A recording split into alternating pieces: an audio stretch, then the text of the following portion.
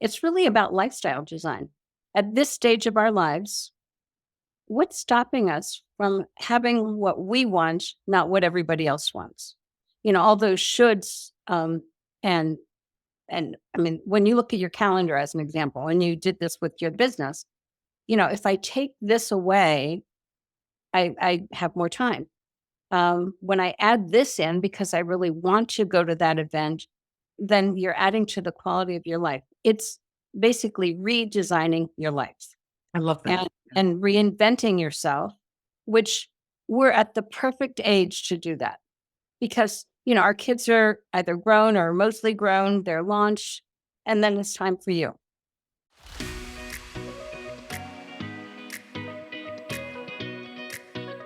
Hi, and welcome to Beyond Empty Nest. I'm your host, Jody Silverman, speaker, mentor, and Chief Dare Officer at Moms Who Dare. Every Thursday, I'll share stories of midlife transformation, happiness tips, and dare you to see the opportunities waiting for you so that you can make this next chapter even better than the last. If you're ready to dare, I'm ready to dare with you. Let's get into today's episode. Downsizing. It's a word we use a lot as we enter midlife chapter, especially when we become empty nesters. And it sounds great. However, so many of us struggle with how to begin, where to begin. How do we begin to downsize a lifetime of memories? What do I keep? What do I let go of? The fear of letting it go. And are there really health benefits to doing it, both for your health and your lifestyle? All those questions and more are going to be addressed today because my guest is the perfect person to share the answers to all your downsizing struggles. Rita Wilkins is a nationally recognized interior design and lifestyle design expert known as the Downsizing Designer. She's a TEDx speaker and author of Downsize Your Life, Upgrade Your Lifestyle. She has designed thousands of residential and commercial interiors. And today, Rita, you're here on Beyond Empty Nest to help our audience understand the power of downsizing. Yeah. I'm so glad to be here, Jody. Thank you for inviting me. Yeah, And I'm so happy to. I love sharing our stories because we all have stories, and mine was not intentional. Yeah, So, I want you to share your story. I've gotten to read your story on your website. I've gotten to hear it from you a couple times. We've met a couple times before, but you have a really powerful personal downsizing story. And I love your story because it shows everybody that it's possible, what's possible, that we can all do it. So go ahead and share a little bit of your downsizing journey with us. Okay, so very briefly, I've been an interior designer for 40 years. We just celebrated our 40th year, and we've done work all over the country, everything from Supreme Court Justice chambers to tiny houses, tiny kitchens, and I loved every minute of it. And then my younger son was in the Peace Corps a number of years ago, and he had been in Senegal, West Africa, and invited me to come visit him after he had already been there for 1 year. And I went there for a month, and I stayed in his tiny little hut, which was no more than 10 by 10, thatched roof and all. And that trip changed my life. Now, coming from an interior design, interior architecture background, my world was all this beautiful stuff. This hut, in so many ways, was one of the most beautiful things I've ever seen. But it wasn't just the hut, it was the people. And my kitchen table at my big house in Chatsford sat 16 people. Oh, wow. Her kitchen table was the ground. And my very first day there, they invited me to, the village elder handed me a chicken, a live chicken, and I had never held a chicken before in my life. But that was their gift, and that gift came from their heart. And mind you, they have almost nothing, so it was a huge gift. But that evening, my son's African mother prepared a beautiful dinner around her kitchen table and this big fire and all these beautiful big smiles and people dressed up to the nines. And that little chicken sat on top of a pile of grains, and she pushed the better part of the chicken towards my son and myself. Now, if there's ever a moment in my life, that moment changed my life because I thought they have nothing, but they're happy. They're smiling, they're laughing, they're dancing, and they're sharing something from their need, not their want. So I came back home to my 5,000 square foot home that I had built. And I looked around and it was like the lights went out for me. Nothing meant anything. It was just stuff. And honestly, my head was turned around completely. Like, what just happened? So a month later, I decided I was going to downsize from my 5,000 square foot home. Ultimately, I moved to a tiny little beautiful apartment in Philadelphia. It was 867 square feet. Mhm. And over the course of the year, I downsized. I gave away 95% of what I once owned to people who needed it or wanted it. And I've never been happier. So I was living on 5%. And it was one night I was sitting in my little apartment. I thought, I have more time, I have more money, I have more freedom than I've had in years. I didn't have the big house and all the overhead and everything else. But suddenly I realized this simple life is a happier life. And Mhm. that's really my story. And then I was asked to do a TED talk on it, which I did. Why less is more, because of the quality of life. And then I also, during COVID, wrote a book called Downsize Your Life, Upgrade Your Lifestyle, The Secrets to More Time, Money, and Freedom. And so when I'm saying it was unintentional, I didn't plan that. It all No. happened. And then, your head is shaking like, what just happened?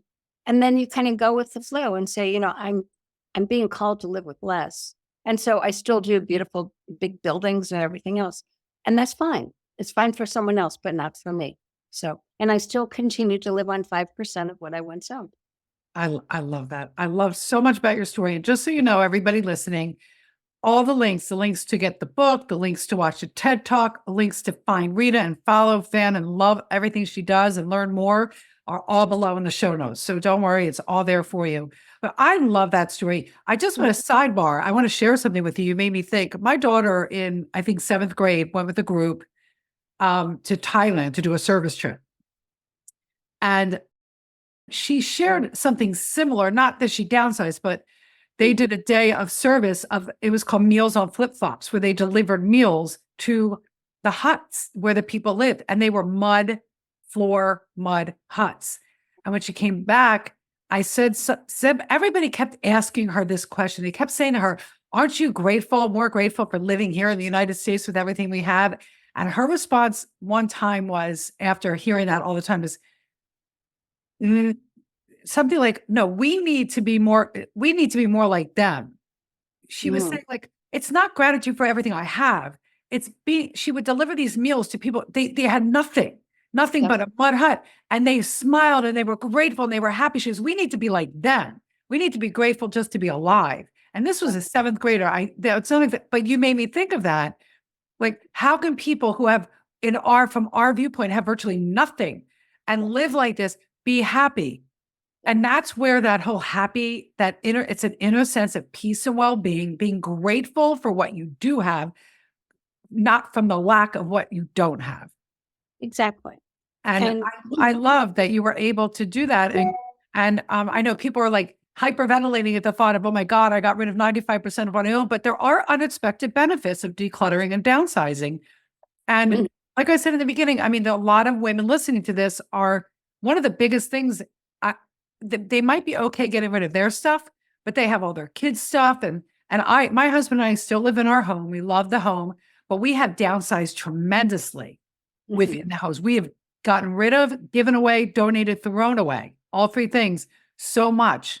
And so I want to talk a little bit about the unexpected benefits. You touched on it a little bit in your story, but there are emotional benefits, financial benefits. Share a little bit more the benefits, and then maybe we'll even, and lifestyle benefits of decluttering. And then maybe we'll give them a tip on how to get started here. okay. Well, there's obvious benefits, the financial, because honestly, I went from a huge mortgage to a tiny one. And, there's the financial benefit too is, you don't have all the expenses, the overhead, the taxes, the maintenance, all of that stuff. So that's obvious. The stresses of maintenance too. I mean, that could cause a lot of stress. It sure can. And so when you downsize, and in a way you're downsizing financially, not always, because a lot of people right size and then they move Yeah. to another area. but in my case, it was downsizing my finances as well.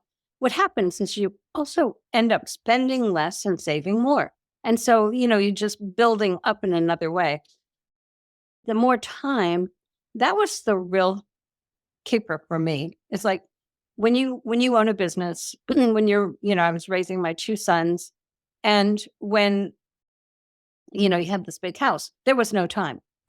And so suddenly I had more time, and that was so precious. And what that did is it allowed me to work less, play more. And then I ultimately created a business model called Work Three and Play Four. A couple years later, I'm now working two and playing five. Oh, I So love that. anyway, that was a real surprise for me. And then, of course, there's the freedom. So once you have this time, once you have more money, what do you do with it? And so it gives you the ability to be more intentional about, what you want to do. So in my case, I love my family, I love my kids and my friends. So I was with them more. I created a couple different business models because I love creating businesses. And then I traveled more. And one of those trips was a trip to the south of France that I think I shared with you. Yeah, I I love that story. I spent 30 days in the south of France. It was always on my bucket list, but suddenly it had been at the bottom of my bucket list. And I said, no, like I now have time, money, and freedom. Let's bring it up to the top. And so I went to the south of France for 30 days with a ticket to and a ticket from, nothing in between. So it was an adventure, and it was one of the most exciting things I've done in my life because there's a lot of stuff I had to figure out as I went. But that would not have happened if I'd still had the big house and all of those things. And also I owned a building at the time for my office. So I was really buried in a lot of debt. So then having no debt, that was kind of a surprise.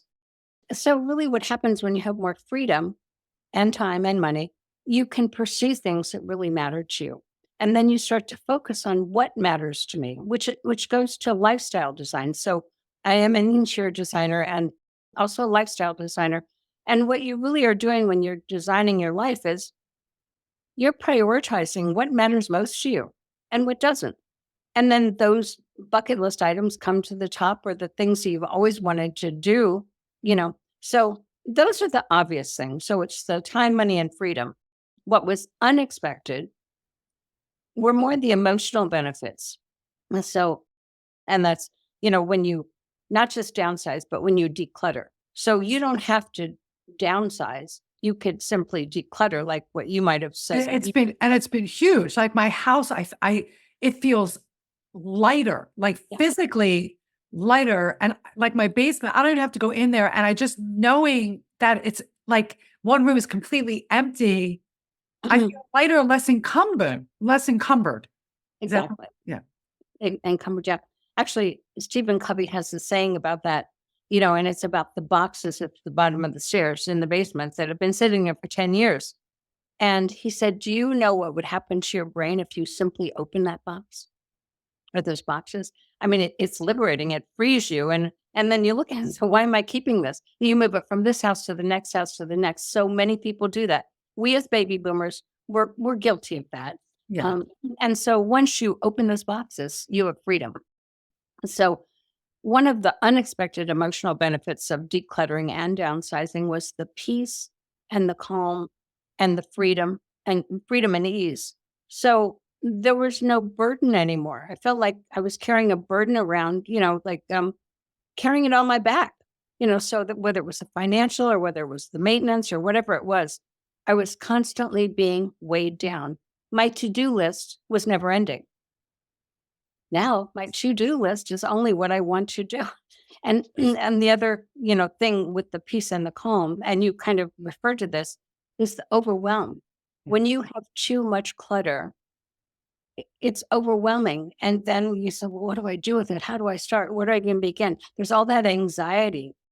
And of course, now, what I do to help people with the downsizing, as a downsizing designer, is I help them learn how to downsize, declutter, try to remove some of the emotion from it because it is kind of emotional. But there are methods to helping that happen. So Yeah. the second unexpected benefit was it was great for me because it was the ability to focus, be more creative, be more productive. I've owned a company for 40 years and I've created almost 17 businesses. I just love creating businesses. And, some worked, some didn't. Yeah. Some were miserable failures, some were successful. So when you have fewer distractions, when you have less stuff, like you were referring to, your brain gets cleared up and, you can get more creative, more productive. And it's really interesting. You have more of a sense of control over your own life Yeah. because when your home is so filled with stuff, you feel like you're out of control.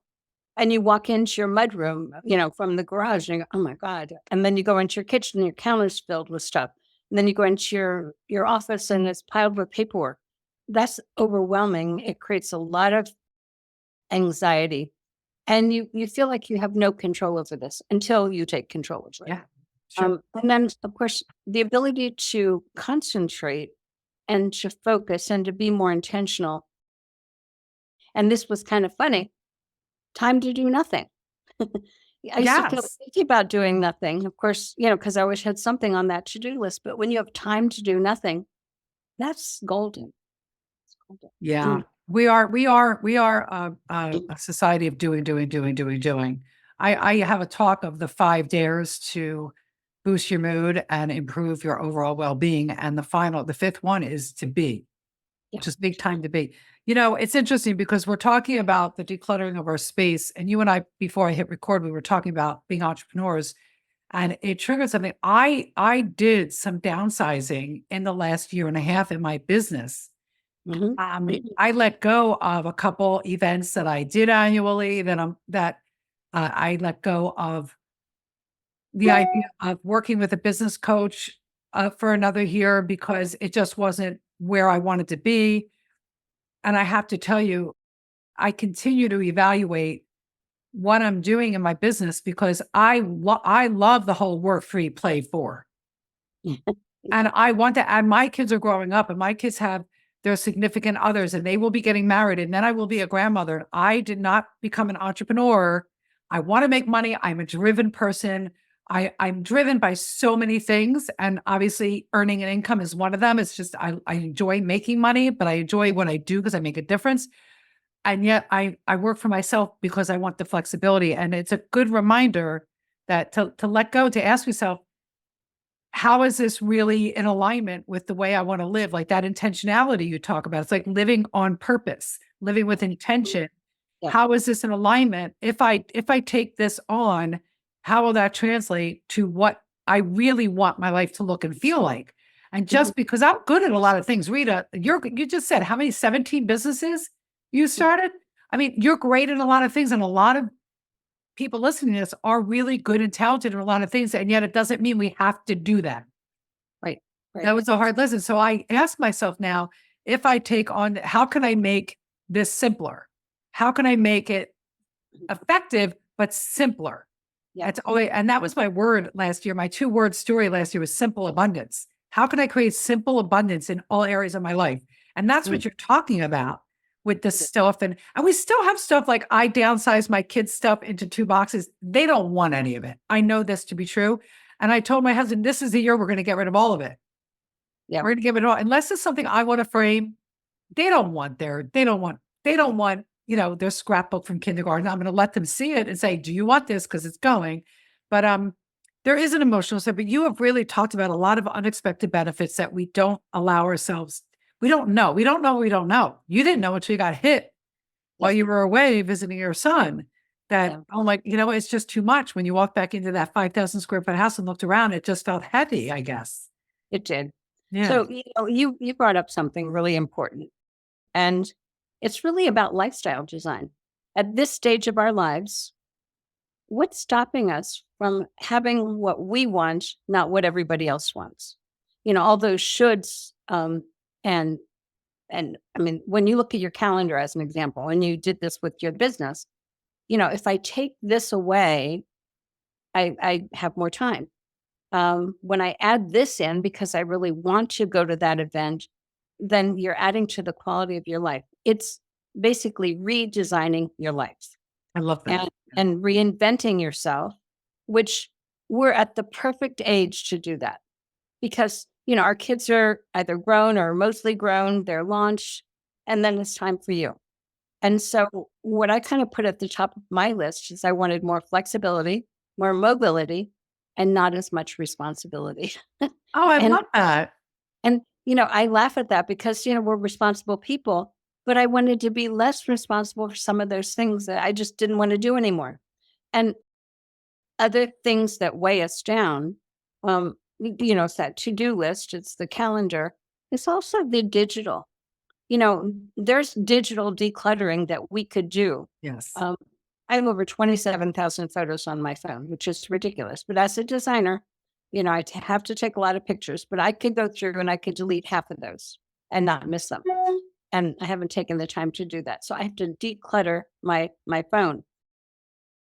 And the other thing, and you mentioned it, you wanted a simpler life with less. So I now call myself a minimalist. And if you look around my home, you wouldn't say I'm a minimalist because everything that I have, I've surrounded myself with only the things I love, only, and only the people I love. So, whether I'm editing out stuff, I'm editing out things on my calendar, or I'm editing out people, because there are naysayers Yes. we've had in our life. And, I just don't have any naysayers anymore because they drag you down. They say you can't. You say I can. They say you can't. Well, why couldn't we edit that out, declutter that as well? So lifestyle design really takes on um, the same principles as interior design. If I were designing your kitchen, I'd ask you, certain questions. If we were doing lifestyle design process together, it's very, very similar. Yeah. Like, what do I you love what that. do you not want? And, what do you need to get rid of in your life to free it up for the things you want? So it's about editing, refining, and reinventing. Editing, finding, reinventing. I love that.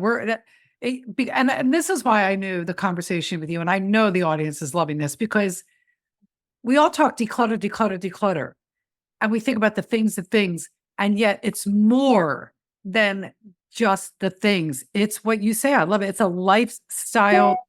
It's a downsizing. It's a lifestyle design. It's designing your lifestyle, which includes the things and the people and what you want to be, do, and have in your life. And you have to get clear on that. So you have a really good dare to go along with this. So we're going to dare everybody. You said so many great things. Everybody, you're going to have to need to re-listen to this because like I wrote so many notes. I have so many, for those of you looking, scribble because you said so many golden nuggets here, like peace, calm, freedom, ease of burden, less stuff, your ability to concentrate more. I mean, there's so many golden nuggets in here. So save this, send this to your friends who need it. Send it to your family members. Send it to your friends who are empty nesters. Send it to our aging parents who are holding on to this huge, heavy home when they could live in a better, smaller.